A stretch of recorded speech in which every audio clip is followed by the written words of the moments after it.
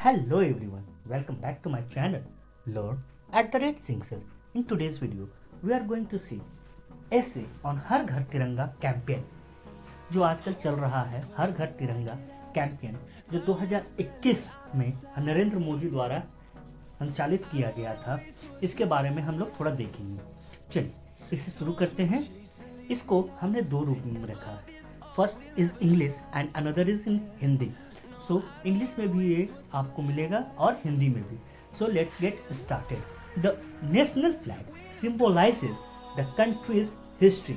National flag जो है वो सिंबलाइज करता है देश के इतिहास को, प्रेजेंट एंड फ्यूचर, प्रेजेंट को एंड फ्यूचर को, विथ इट्स ट्राई कलर, अपने तिरंगे के कलर से, in which the saffron stands for sacrifice.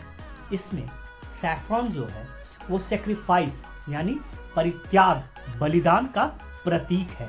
White stand for piece. White जो है वो शांति का प्रतीक है। And green stand for courage and immortality. जो हरा है वो करेज यानी साहस और इमॉर्टेलिटी यानी अमरता का प्रतीक है। Stand for immortality. Immortality does it mean अमरता। इससे आप थोड़े वोकैबुलरी भी सीख सकते हैं। अब इसे हिंदी रूप में भी दिया गया है। अब हिंदी रूप में देखेंगे कि राष्ट्रीय ध्वज अपने तिरंगे के साथ, राष्ट्रीय ध्वज अपने तिरंगे के साथ देश के इतिहास यानी जो बीता हुआ है उसके लिए, वर्तमान यानी अभी का समय और भविष्य का प्रतीक है। ये तिरंगा जो 3 रंगों का है वो तीनों चीजों का प्रतीक है।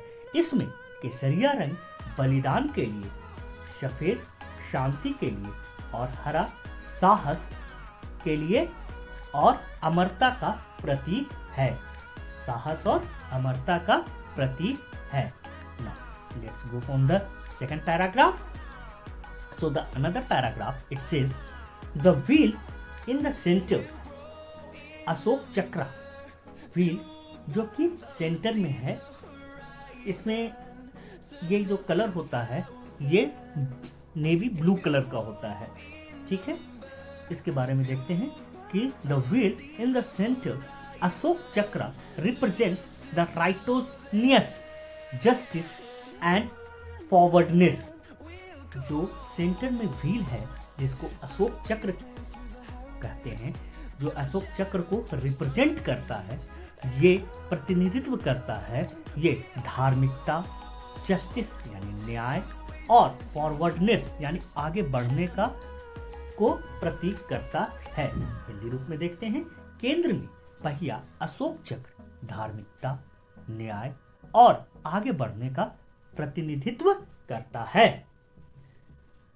Now the next paragraph, it says the flag gives us, the flag, next paragraph, it says the flag gives us a broader meaning about our sovereign nation. The flag gives us a broader meaning about our sovereign nation. Sovereign does it mean संप्रभुत्व राष्ट्र को कहते हैं सोवरजिन nation. जो flag है वो हमें देता है ब्रॉडर मीनिंग यानी बहुत बड़ा मीनिंग, व्यापक अर्थ को बताता है अबाउट आवर सोवरजिन नेशन। जो हमारे राष्ट्र है, जो संप्रभुत्व राष्ट्र है, इसके बारे में एक ब्रॉडर मीनिंग को बतलाता है। इसके हिंदी रूप को देखते हैं। झंडा हमें हमारे संप्रभुत्व राष्ट्र के बारे में एक व्यापक अर्थ देता है। आप इस एसे को अपने आसपास के स्कूलों में, चाहे विद्यालयों में, आप इसे बता सकते हैं। इसके बारे में आप उनको भी, लोगों को भी समझा सकते हैं। For that I made this one. So now the next it says the Indian flag marks and reminds us of our freedom fighters who have sacrificed their life to give us our independence. The Indian flag, freedom fighter who have sacrificed their lives to give us our independence.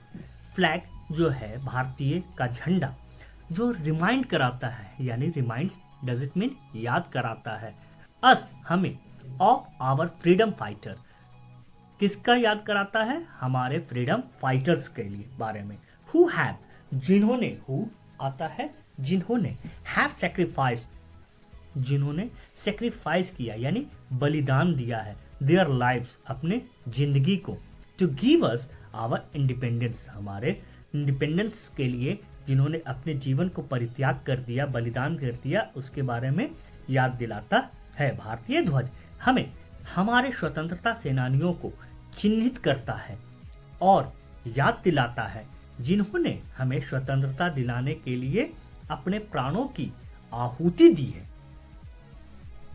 यानी झंडा जो है, ध्वज जो है, वो उन सेनानियों के बारे में चिन्हित करता है, याद दिलाता है जिन्होंने स्वतंत्रता के लिए अपने प्राणों की आहुति दी है, यानी जिन्होंने अपने प्राण न्यौछावर कर दिए हैं देश को बचाने के लिए।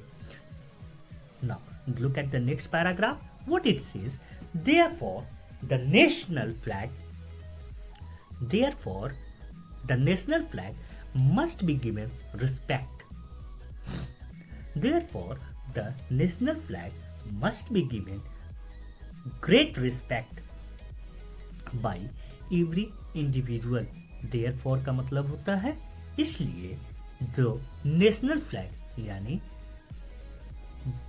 राष्ट्रीय ध्वज को must यानी जरूरी, be given देना चाहिए, great respect क्यों देना चाहिए ग्रेट रिस्पेक्ट, क्योंकि ये हमारे स्वतंत्रता सेनानियों के बलिदान और परित्याग की आहुति की क्या करता है, याद दिलाता है। Great respect by every individual, हर एक व्यक्ति के द्वारा हमें अपने देश के झंडे को क्या करना चाहिए, रिस्पेक्ट, आदर देना चाहिए। इसलिए प्रत्येक व्यक्ति को राष्ट्र ध्वज का बहुत सम्मान करना चाहिए। इसलिए प्रत्येक व्यक्ति को राष्ट्र ध्वज का बहुत सम्मान करना चाहिए। Now look at the next paragraph, what it says, the use of the national flag is governed bye the use of national flag is governed by the Indian flag. Thus the Har Ghar Tiranga campaign will bring in huge awareness among people from all religions to understand the uses and the method the flag needs to be hoisted. Does it mean the uses of the national flag? National flag को use को जो है वो किसके द्वारा संचालित किया जाता है, गवर्न किया जाता है, by the Indian flag code, Indian flag code के द्वारा ये गवर्न किया जाता है।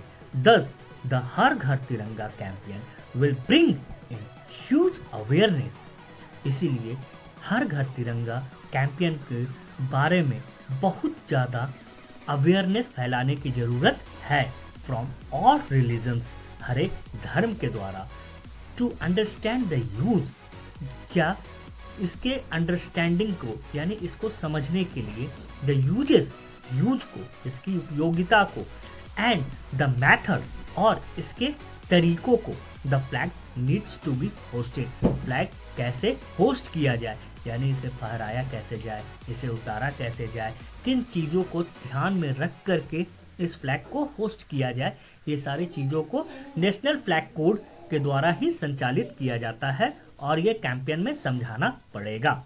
चलिए इसके हिंदी वर्जन को देखते हैं। राष्ट्रीय ध्वज का उपयोग भारतीय ध्वज संहिता द्वारा नियंत्रित होता है। यह किसके द्वारा नियंत्रित होता है? भारतीय ध्वज संहिता द्वारा नियंत्रित होता है। इस प्रकार हर घर तिरंगा अभियान सभी क्षेत्रों के लोगों इस तरह हर घर तिरंगा अभियान सभी क्षेत्रों के लोगों के बीच उपयोग और ध्वज को फहराने के तरीकों को समझाने के लिए भारी जागरूकता लाएगा। राष्ट्रीय ध्वज का उपयोग भारतीय ध्वज संहिता द्वारा संचालित किया जाता है या नियंत्रित होता है। इस प्रकार हर घर तिरंगा अभियान सभी क्षेत्रों के लोगों के बीच उपयोगिता